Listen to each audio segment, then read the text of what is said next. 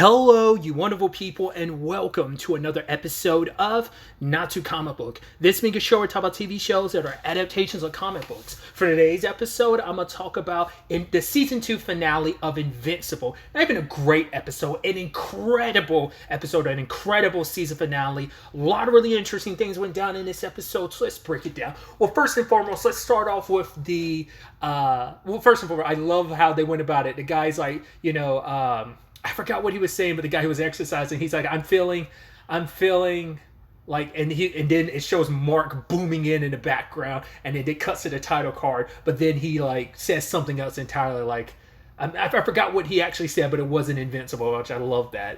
I love those cheeky intros, but we really get into it. Like, I'll probably talk about this more, but this is probably one of the most trauma-inducing seasons of television. It's just like trauma.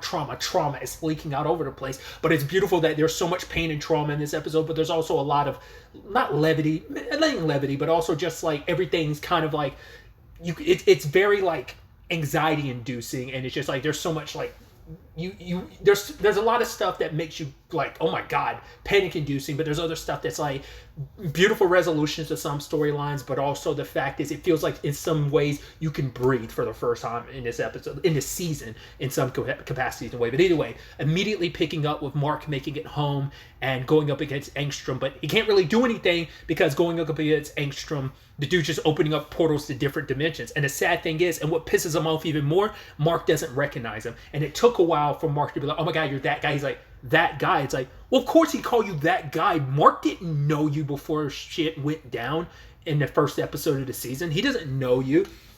I mean, you didn't hear what he said to Rex and them, saying like, wow, no one deserved that. Not even the Maulers, not you. And like, they could have been like, that showed you who the Mark is in this dimension. But once again, we're talking about Engstrom, who's connected to the minds of so many other Engstroms across the multiverse. And we find out why that hate runs so deep. It's not even just on a grand scale what Mark and his father did. It's also on micro scales of some Engstroms, who's to say everyone, because everyone's been impacted by the Viltrumites across these multiverse across the board. So it wouldn't just be Engstrom. I'm sure a lot of people would feel the same way across multiverses against Mark. But the thing is, not all of them have the multiversal powers that Engstrom does. He has the knowledge of all these different versions of himself. Some of which, like I said, not even just on a macro scale, some of them have personal connections of Mark literally killed one Engstrom's son, which is so interesting because he's up there making this same threat against Debbie and Oliver. So it is poetic that he would, and we learned that after he had made that threat to Debbie and Oliver. Oh, he made that threat because Mark made that threat to another Engstrom. In fact, it's actually closer to Anissa. What Anissa was threatening to do to Amber last episode is what Mark did to one of the Engstrom's child. One of his Engstrom's significant other, girlfriend, wife, whatever the case may be, was killed because of Mark. It's like there's the macro scale of what he's done, the atrocities he's committed, but also on the micro scale, some Engstroms have directly been affected. I mean, always have been, but it is more so like at least one of those cases was a lot more directly you. Other cases, it's just been collateral damage of people you around. So it's a lot. We also found out, because I figured that, once again, that from the first episode of this season, Engstrom said most universes, Mark chooses to side with his dad. This happens to be one of the few that he did. Might be the only one, but definitely a few.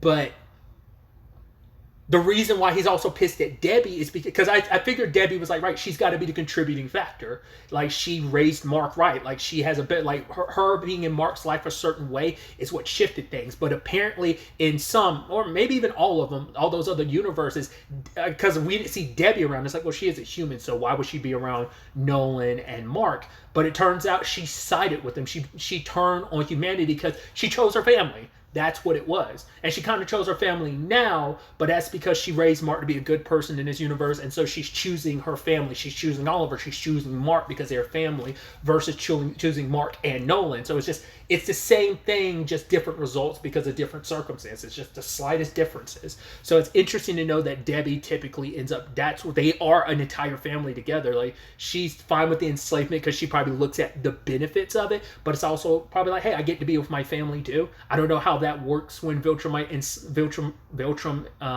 enslaves Earth. I don't know how that works for her. Maybe because she's Nolan's wife, it puts her in a very special tier of humans so that she's not treated like the rest. Maybe she gets, there's that.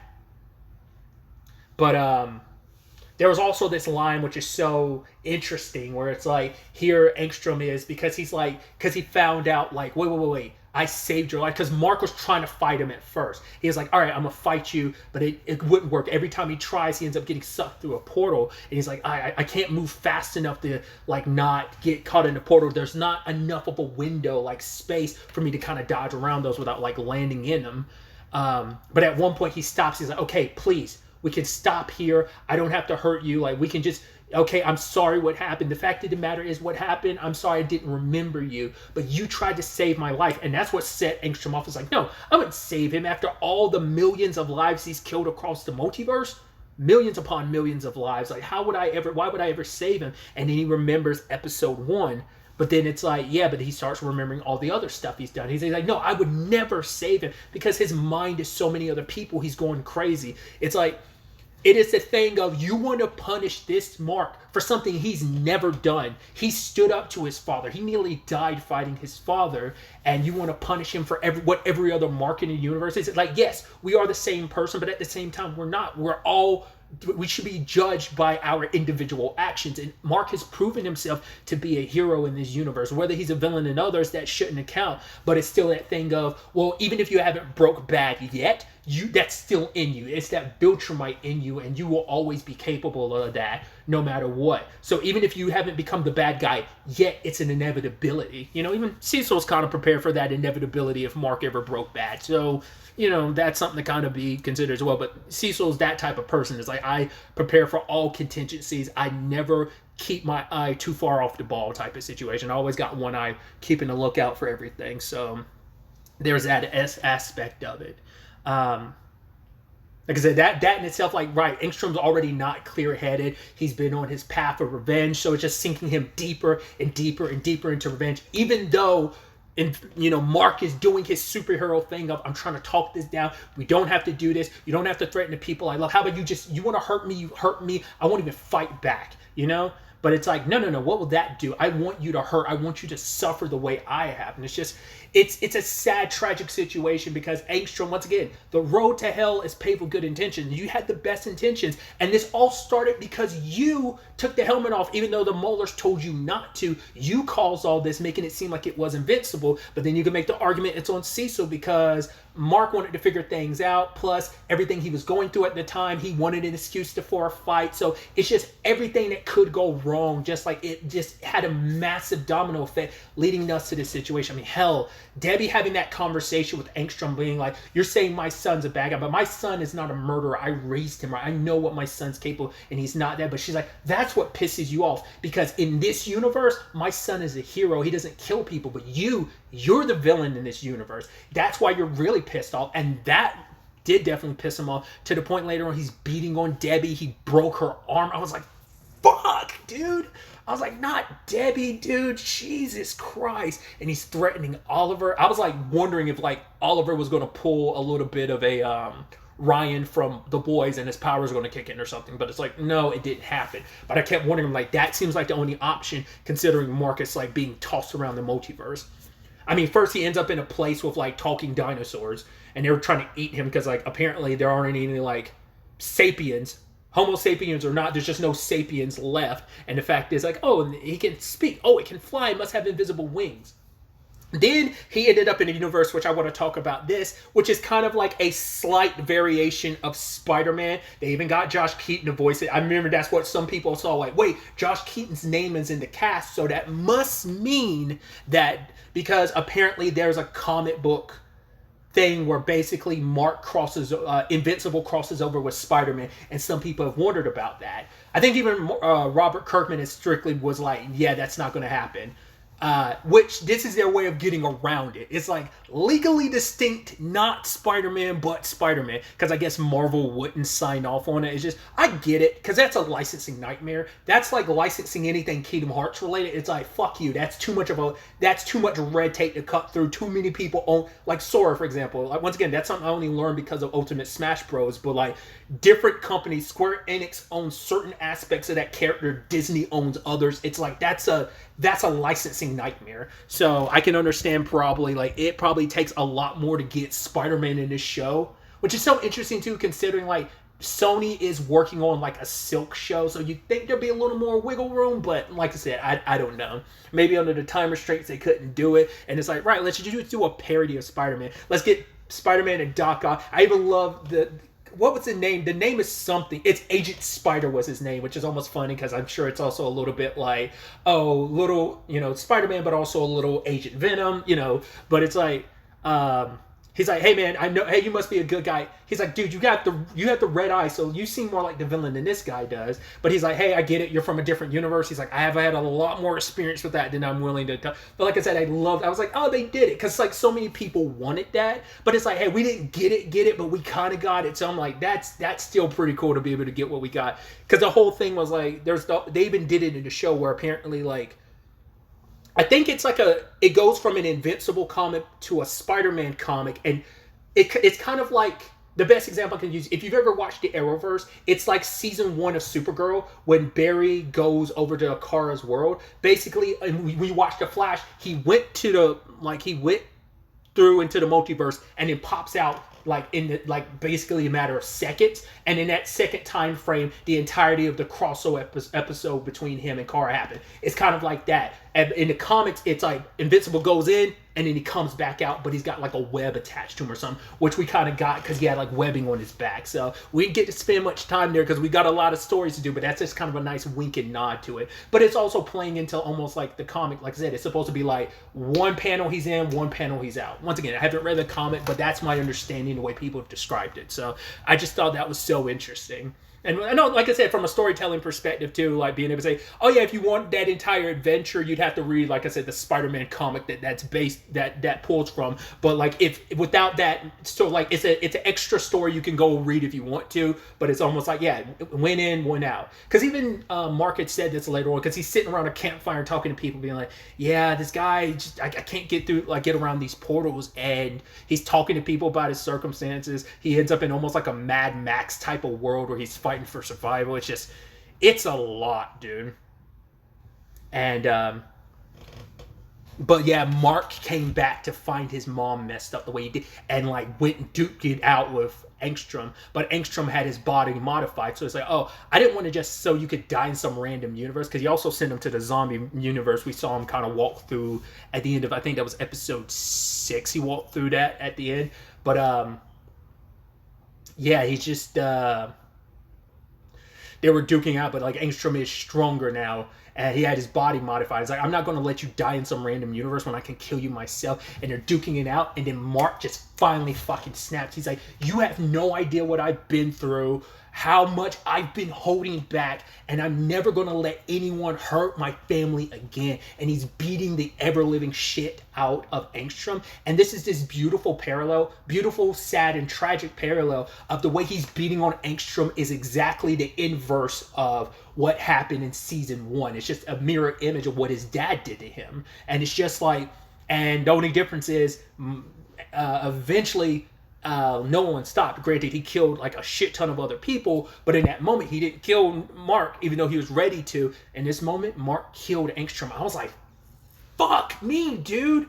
He's like, everything was gone. Like, and just that line of, oh my God, what did I do? He's like, I thought you were stronger. I was like, that line gutted me, because it's like Mark has never, this is the first time Mark's ever crossed that line. He killed someone, and how guilt ridden he was. He's so like broken about it. He's laughing at one point like, I guess I won. I kind of won. Like, he doesn't know what to do. He's going fucking insane, beating himself up, because this moment is this beautiful through line that's kind of been set up there. It's just been sizzling in the background. Mark has been so scared of once again, having to tell Anissa last episode, I'm not you, I'm not a Viltrumite, you aren't my people. But it's like, no matter what he does, there will always be that Viltrumite in him. And like, this fear that I'm like my dad, I am like a Viltrumite. It's there inside of me. I lost control. It's like, no. He tried to kill me. I had no choice. He gave me no choice. I didn't want to, but he forced me. And Mark's trying to like, it was self-defense, but it was just he lost control. And that scares him because it's like, I can fly off the handle. That shows how much I am like the Viltrumites, how much I'm like my dad.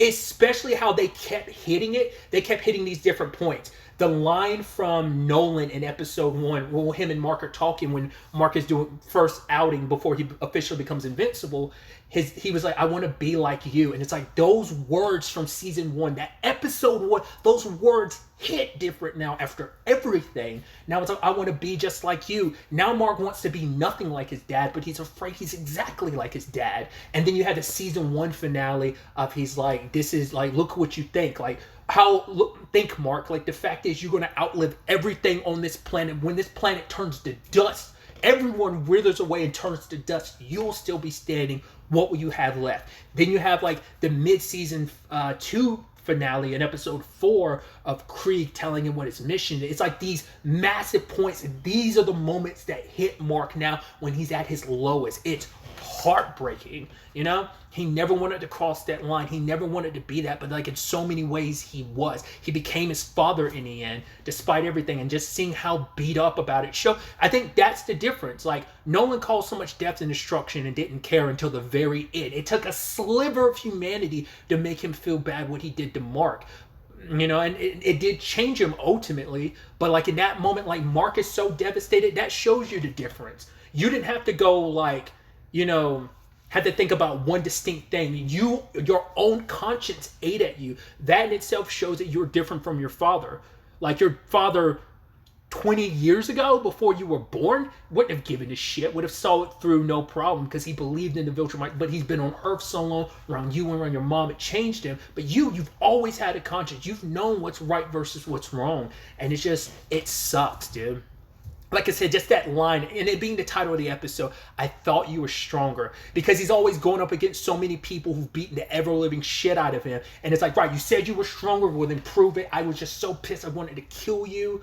Because it's also like, right, it's also venting his frustrations because what happened last episode? Anissa threatened Amber and he couldn't do anything. It's like he felt so powerless in that moment, but it's like the one time he stops holding back. He couldn't even do it on Thraxa.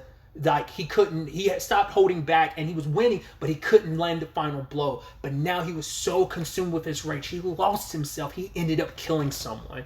And it's not like Engstrom was a good guy. He did a lot of bad stuff, but it's like I said, it's just the sad and tragic dominoes.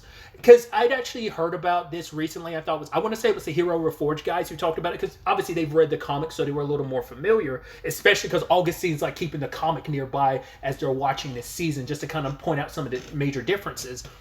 But the way they talked about it, the Engstrom storyline isn't even like a major storyline. It's a background storyline. So I guess that almost fits why it is the small thing that it is. Like, we sprinkled it in, and it's majorly set up episode 1. We catch up a tiny bit in episode 2. We catch up a tiny bit in episode 6. Tiny bit in episode 7, and it all comes full circle here. But I think it's meant to flow with the fact is that it was always a background story. It was never like a major storyline. And at least that was my understanding based on what they said, which I thought that was so interesting. Because I did think, oh man, we just kind of let that Engstrom thread go. But it's like, no, it's also in line with the show. Like, once again, you set up stuff, you're like, man, I have no idea. Like, once again, like, even take the Sequoids thing. It's like, man, that took literally an entire season for that to circle back around. Literally an entire season, because they didn't deal with the Mars thing until... No, that wasn't even episode 4. That was a little over a season, because it was like episode 5 and 6 they took care of that. But like that was an episode 4 of season 1 situation. So it's, once again, there's another element, the Egyptian tomb situation that comes up in a tiny bit this episode. We get some not even resolution, just more steps in that story, and it's like, okay, so where do we go from there? It's like we get a little update with that storyline, and that's it. So that's fascinating. Obviously, back in like on like Mark's world, Cecil and his people show up and they get Debbie help, but it's like, where's Mark? You know, and the first thing she said when she woke up, oh my God, Oliver, oh my God, you're okay, but where's Mark? It's like, that shit makes you want to cry, because you're like, Debbie so looking, once again, not even her baby, but it's like, yeah, that's family, that's Mark's brother, I love him like he's my own. So first concern was like, oh my God, where's my baby? Where's Oliver? Okay, but where's Mark? What happened? It's like her that mother instinct kicking in of like, where are my children? Are they okay? And so Mark is searching all over the world he's on, and it's like, there's nothing there. Like, it's a barren world. It's like, so I killed Angstrom. There's no getting home for me. I'm stuck here. It's like, you've done this to yourself, Mark Grayson. Then a portal opens, and then we have an older Eve and, was it Bulletproof, are there. And then ultimately, we see someone, I don't know if that's Monster Girl necessarily, but, you know, we see Robot too, and you're like, what the fuck? And it's like, why are they older? Are they from a different dimension? No, they're from Mark's dimension, but 20 years in the future. Because it turns out, like, obviously, you know, time works differently, and it's like timey-wiminess of, they eventually found some time machines, and they used it. They've been trying to modify it, and they've been looking for whatever dimension Mark's been in, and they finally found him. But they can't tell him too much about the future, because we got to protect the space-time continuum, because we have no idea the ramifications of knowing the future, like what kind of ripple effects that can have, because it can make things worse. But Eve does say something. She's like, right, I love you, Mark. I've always been in love with you.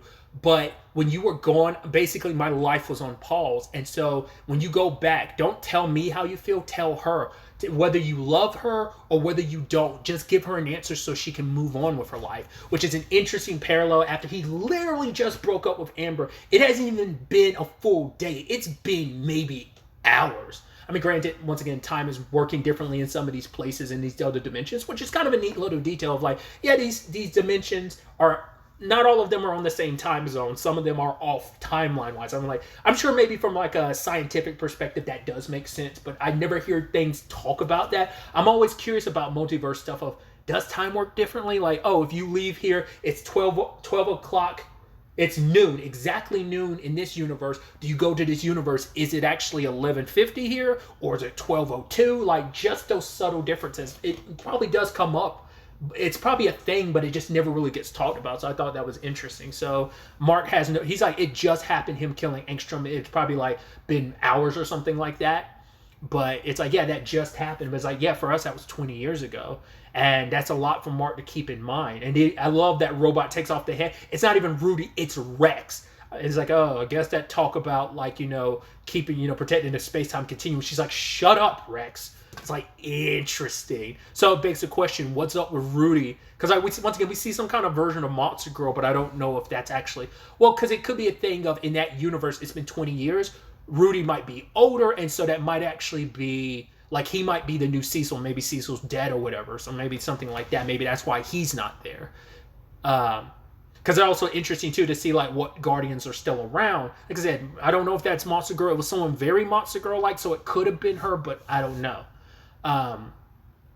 But it could also be the thing of Mark having that future knowledge now. Even that little bit of seeing the Guardians 20 years from the future could shift things and make things completely different. We're talking about 20 years in his lifetime, because in human terms, 20 years is a lot. In the lifespan of a Viltrumite, that's nothing. It's a blip, right? So that's going to be interesting. I mean, just like it was kind of a blip for his dad. So specifically 20 years is kind of an interesting time frame to kind of use as well. But yeah, Mark came back. Cecil tells him about his mom, and he goes checks on his mom, and just for him, he's devastated seeing her in the state that she's in. I should also note kind of the beautiful symmetry of it all. Mark has all three, Mark, Debbie, and Nolan, all are beat up, but also have black eyes. Different shit is beating them down. They're all going through trauma. Even Nolan, and it's just like Mark curling up to his mom because he's apologetic, because it's like, this happened because of me. I mean, what's also interesting, too, is because Angstrom had said this line, in most universes, Mark's identity is known. That's why Angstrom was able to find Debbie so easily, is because your identity isn't a thing in most universes, which is interesting, really, really interesting. But it's like, right, you're working with the Viltrumites, you're going full villain. Why would you need to hide your identity, you know? I mean, some villains do, but yeah, for the purposes of like conquering this planet for the Viltrumite Empire, like why would I need to hide my identity? So it made it easier for Angstrom to do this. I mean, because once again, we still never got the answer for how the hell Anissa found Mark. Maybe they have a means of tracking, Viltrumites. That was something we never really got an answer to, because that was both Mark and Amber's question, like how did she find us? You know, but either way. Him curling up next to his mom, and she's like, is it over? And he doesn't even say it. He just kind of nods, and she's like, oh, and hugs him, and she's like kissing his head, and it's just like him curled up like next to his mom like that is another heartbreaking moment where you're like, fuck, hitting us with all the emotions, homie. That sucks, dude. And Mark and Cecil talking, and it's just like, I did what I did. And Cecil's like, no. That man was like threatening your mom and brother. Like, you did what you had to do. But for Mark, it's like, you weren't there. You didn't see it. I lost control. And it's like, you, like, a day where the bad guys are dead and the good guys get to go home, that's a good day. And just in that moment, he's just like, go home and rest, Mark. Like, you didn't do anything wrong. That guy was threatening you, but Mark is like, you weren't there. You didn't see what I did. And flies off. And that sort of montage of him thinking about everything. I think this is where it came into place, of him thinking about the entire, like, those moments I brought up, the season one, the beginning of the season one finale, the finale to part one of this season, just him just flying through the air and moving so fast. He's creating so much friction because it's like he can't get out of his own head. He's trying to distract himself. I love how they wove that in with the other storyline that was going on, because we see, like, what is it, Jane and Riley, who, interestingly enough, are voiced by Chloe Bennett and Ella Purnell. Ella Purnell, who's going to be coming, like, in a couple episodes, like, literally probably next week. What's today? Today's the 4th? Yeah, like, literally next Friday. No, next Thursday. Yeah, next Thursday. I guess that's going to be replacing Invincible. She's going to be playing the lead in, the Fallout TV show. But my first introduction to her was the TV show Yellow Jackets, where she played Jackie. But Chloe Bennett, I best know from playing Skye, aka Jane, aka Quake in Agents of S.H.I.E.L.D. So I thought that was very poetic. It'd be very poetic if, like, Chloe voiced the. I don't remember which character was which, but it'd be funny if Chloe's playing a character with superpowers. But we tie into that, like I said, that Egyptian, like, mummy situation, and it turns out one of the girls, her father was the guy that came here to excavate this stuff, and he was killed. And then, like, the guy summoned, his name is like, what was it? Was it Bahor or something like that? And he's like, wait, you're both women. And they're like, yeah, what's that? He's like, I need a male body to possess so I can get out of here. And they're like, that's sexist. And yeah, and then, like, you tie in with just, like, there's a rumbling, and it's Mark jettisoning through the sky. I was like, ooh, I like that. It's sad because of the circumstances of what Mark's going through, just floating and just falling, and it's just like drowning. Like, he can't escape his thoughts. He's drowning in everything. And then there's this moment where he went to go see Amber, and he was almost happy to see her, and he was about to fly to her, but he stops himself because Amber's been his comfort zone. And it's like, right, it's almost right, but it's like, no, we broke up like a couple hours ago.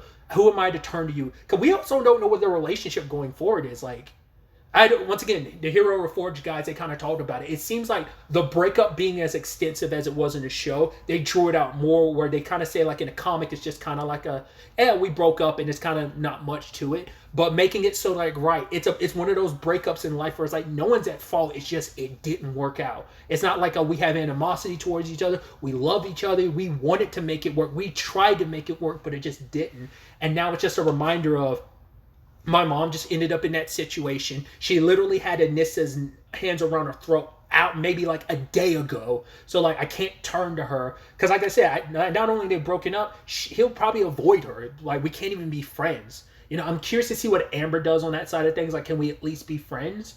Like, do we have to even be boyfriend and girlfriend? But would it be better just to have a clean break? Because I understand that. Because, like, sometimes I've tried it once, I've tried it a few times actually. Being friends with an ex, not always the easiest thing. Some people make it work. My circumstances never worked out. One ex, I didn't give myself enough time to move on. And that's why I'm also saying, like, they just broke up. Give it some time and then you circle back and maybe there can be a friendship. But now, not so fresh off the breakup. It's like, I learned that lesson the hard way. Like, it's just, there's too much raw emotion and connection and I never gave myself time to heal. And that ended up causing issues in our friendship. And that, once again, I take a lot of onus on that. At the time, I didn't. I was an idiot and an asshole and I kind of took a lot of that fault on her. But it's like, no, I'm the one that decided this and I didn't take time for myself to, hey, I need to take a step back and, like, grieve this relationship before I try to just make us friends, because a lot of my feelings were still there and that turned into just a nasty thing and just, I don't know. So that's where I'm like, who knows if they can be friends. Maybe it's better just to have a clean break, at least put some time in between the breakup before you even really fully make those decisions. So who does he ultimately end up turning to later on? He visits with his mom. And, he goes back home. They've repaired the place. And it's just kind of like, there's a multitude of things. One, it's like, oh, the gas leak lie again. It's like, yep. Then also Debbie coming into the home of like, it's repaired again after everything. There was death and destruction in season 1's finale when it came to theirs. Actually, that was episode 7. That was the penultimate episode of the season. But there's that, and now like the trauma associated with, some bad shit went down into your house. It's got all these memories tied to Nolan, sure, but now it's like you were attacked in your own home.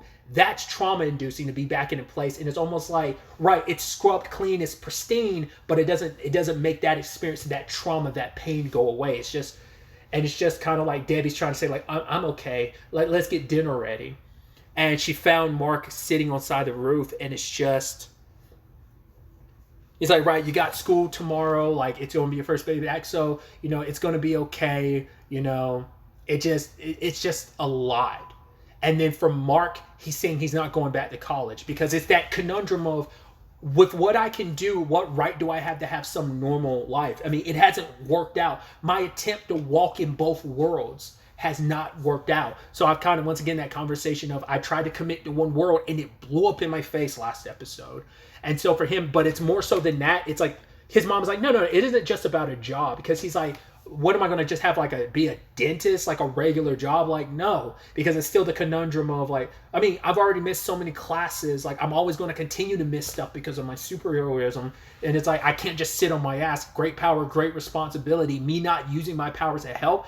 It is that conundrum, that ethical conundrum that Amber was talking about of, if I'm spending time off as a superhero, like, what the fuck, I'm doing more harm than good. I'm sure a lot of Anissa's points last episode are really sticking to him too. About like, right, you are the reason why so much death and destruction, like with your failure to let this planet be controlled by Viltrum, every death, the thousands of deaths are on you. We can save more lives than you can in 100 years. So a lot of that's probably weighing on, but more so than anything is I'm a danger. I need to be better. I have to be better because I have to learn how to control myself. And he's like, do you understand? And his mom's like, I do. She wanted a normal life. She even said, like, we were so close. For a moment there, it felt like we found some balance of a normal life, I think. Especially after everything. Like, after, like, the first part of the season, even coming back with Oliver, there was still some wiggle room around that, even though having a half Viltrum might have Thrax and Purple Baby. But that's all out the window. And just that moment just between Mark and his mom.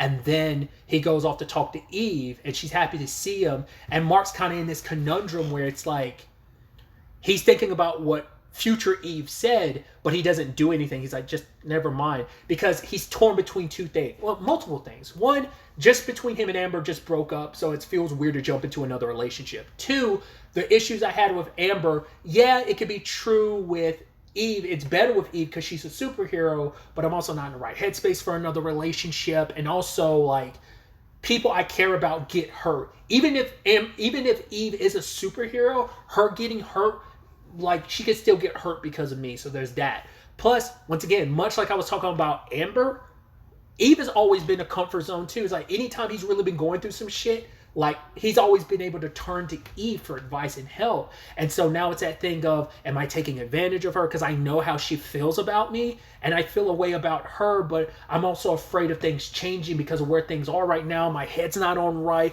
I don't have the right to kind of drag you into all of this and tell you I love you and how I feel about you. I'm not in a position to help anyone or care for anyone when I have my own shit to deal with. Like, I'm too much of a mess right now. I need to learn to control me before I hurt other people. So there's a lot of that going through his mind, I'm sure. And I don't want to drag you down with me. I think a lot of that complicated feelings are there. So it just Mark he like the hero thing would be like, not saying like it's the right thing to do, but your typical hero thing would be like, oh, I'm gonna push you away, but he doesn't pull her in nor pushes her away. She's still in this limbo. It's just a messy situation. So, and that's like kind of the last shot we see there. But other elements of the episode I didn't really get into. We have that. Well, it ties into the post credits of it too, but Nolan is kind of being trained up so they can make sure he's in prime condition to be executed, which he is. But then Krieg is starting to beat the shit out of him because it's like, yeah, you got to be back at full strength, but nothing in the Viltrumite law says that you don't have to, there's no bruises involved. So, but he runs into Alan, and Alan's like, yo, like, I'm here for you. Do you remember me? Because I think some people forget that Alan and Nolan have crossed paths multiple times. Because when Mark and Nolan fight, I mean, when Mark and Alan fought last season, that's because Nolan was like, yeah, like we've tussled a couple times, so he knows exactly who they know each other. But like obviously, like he's not gotten to know Alan the way Mark has. So they end up talking later on, and it's like, right, like I was saying, your son told me what happened on Thraxa, but Nolan's in his pity party mood type of thing where it's like, right, I deserve death. After everything I did, all the imaginable things, like I've done terrible things. I now care about and recognize the lives that were taken, the lives of lower beings that I considered so insignificant. They mattered. And what I've done to so many people, the atrocity I committed on Earth, what I did to my son, I deserve death. Which is like, Alan's just like, Jesus, dude, I got arrested for all this shit for you to be drowning your pity party. You should be helping fight the Viltrumites. You know, because he's like, oh, I'm not a Viltrumite. I'm a Viltrumite in name only. It's like, then help us fight. You know, the way you're feeling about what you did on Earth, well, that shit's happening on thousands of other planets. So kind of, you know, but, and then Nolan has the final word of the line of the episode where he's like, you know what I think? I think I miss my wife. It's like, fuck you. Fuck you. You don't get to miss Debbie after everything, after calling her a goddamn motherfucking bet. You know, you don't get that. So it's just like, I don't know where that storyline's going to go. Because even Debbie's conflicted on how she feels about it. Once again, tying back to that conversation last episode with Mark. If you didn't have me and Oliver, would you have gotten, do you regret ever being with Dad? And she doesn't know. Because there was good times with it, but even those good times have been tainted because they were all lies. So she feels conflicted. I mean, you know, I'm sure she's not really sure, you know? Like she said, she got swept up in like, oh my God, I'm dating a superhero, but it came of loneliness. So it's kind of a thing of, would I do it all over again? No, but once again, there are good times. And I know, you know, she still wants on some level to believe it wasn't all bullshit, even though she believes on some level it is all bullshit. So he can't just come stroll back to Earth like nothing happened, though. Like, you know, he didn't say it, but it wasn't just Mark that he hurt. It was Debbie too, you know? And I don't think he recognizes that. I mean, I think he does, but he hasn't outwardly said it. Because Mark did point it out in the first half of the season, like, do you even know what you did to Mom? You know, so he hasn't quite said that. He apologizes what he's done to Mark because he's come face to face with Mark. He hasn't come face to face with Debbie in the months since she's been gone. So it is a lot. So we have the Engstrom stuff resolved, but once again, the trauma. Oh yeah, I almost was going to forget. We did catch up a little bit with Rudy and Monster Girl, which Amanda, I like that moment where he apologized to her. Like, right, interpersonal relationships and connecting with people has never been easy with me. And he's like, you have a problem. Your powers are a problem. And me, the one thing, like a thing I'm really good at is fixing problems. So I wanted to fix your problems, but I went about it the wrong way. I'm sorry. She's like, right, you wanted to fix something. I totally get that. You want to help me with my powers. I appreciate that. But it feels like that's all that it is between us. It's like, I I had to live with my powers. The last thing I want to do is like talk about it all the time. So Rudy's like, oh, so you want to talk about other stuff? Like what? She's like, well, how about you like ask me on another date? He's like, would you like to? She's like, yeah. And I think it's so sweet and cute that they're sharing a peanut butter sandwich over this conversation. So that was nice. Another thing I almost forgot about is the fucking immortal situation. How was I about to wrap this up without talking about that? First and foremost, I love that he's got the log cabin. That must have been back in his Abe Lincoln days. Still has a hat and everything. But that was such a beautiful reveal because when Kate first popped up, I'm like, whoa, whoa, whoa. I'm like, is he tripping balls? Is this his grief? But then like it turns out Kate did what literally everyone suggested. Like, oh, why don't you keep one at home? She did, which almost makes you go, have we ever met the real Kate? I mean, once again, that's very derogatory. It's not the word I'm looking for. It's very wrong to say that because they're all the real Kate. She made that point clear to Rex. But it's like, yes, there has always been one Kate, a zero that's always stayed behind. Because she's like, I think for a while she was out there in the mix, but eventually she got so tired of it and scared of it. It's like, right, dying over and over and over again. So there was one that she always kept hidden away. And I think she was probably too scared to ever approach like them. Because it's like, it's the shame of, oh my God, I did something. Like I never really put myself fully out there. Whereas all these other heroes, they never get a redo. I kind of do with all my copies. Once again, she's still once again, the trauma associated with dying so many times. Just like the Donald situation. It's like no one should carry that much trauma. Kate has, once again, her family curse and everything. So she feels bad and it's just, right, I didn't want to, I got scared and now it's like, I think she regrets it. Like, oh, here I am like living out my life. And I don't know if that's her kind of implying like she wants to get back out there in the field and fight and, actually help again. But that was interesting. But Immortal's just happy that she's still alive, because he was heartbroken over her. So I think they can find some healing. That maybe they will like escape and just retreat forever. I mean, obviously he's supposed to only be on vacation, but maybe who knows what the future holds for them. But that was a great reveal. So I'm like, wow. Because I think I heard this once again. I've never read the comics, so I could be mistaken. My understanding is things play out differently in the comics, so it's not a one-to-one. I think the circumstances they were in episode 5 that resulted in all of that with like the Lizard League, that doesn't play out like that in the comics. It's a different situation, I guess. But my understanding is apparently Rex, Shrinking Ray, and Kate do die in the comic. I don't know if it's a similar circumstance of all three of them kind of die in a row like that or what. But once again, my understanding, and I could be completely wrong, is I thought they were dead in the comics. So, but for them, not only one, not even two, all three of them are alive. That's a hell of a twist and reveal, which I'm glad that they did that. But I'm so curious to see what they do with all that going forward, So, yeah, I think I've now talked about everything. I'm probably forgetting some other stuff too, but like I said, just an incredible episode. There's just so much. This show is so fucking good.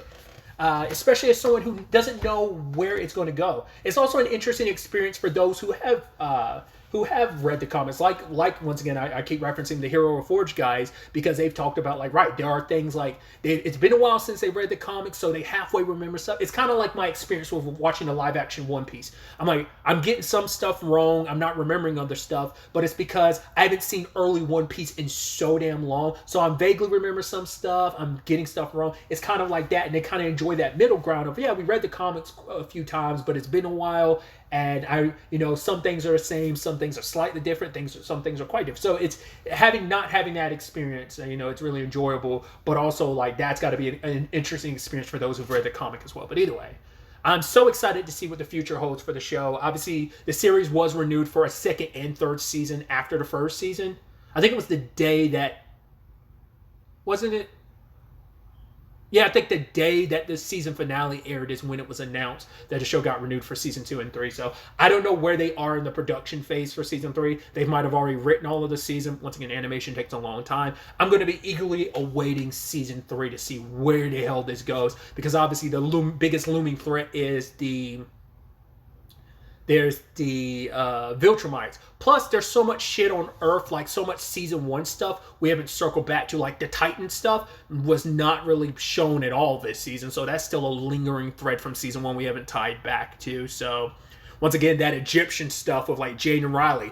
more on that story. I guess we'll get a tiny bit update in that maybe, but where things go from here as Mark tries to better himself, Debbie and Oliver, more progression on that part. I'm excited, so excited to see where things go on that front, the Nolan and Alan front. So many interesting plot threads to see where it all goes. But yeah, really, that's all I wanted to talk to. That's all I really wanted to talk about. So the next time we meet, be happy, be safe, live life to the fullest, and enjoy it. Good day and goodbye.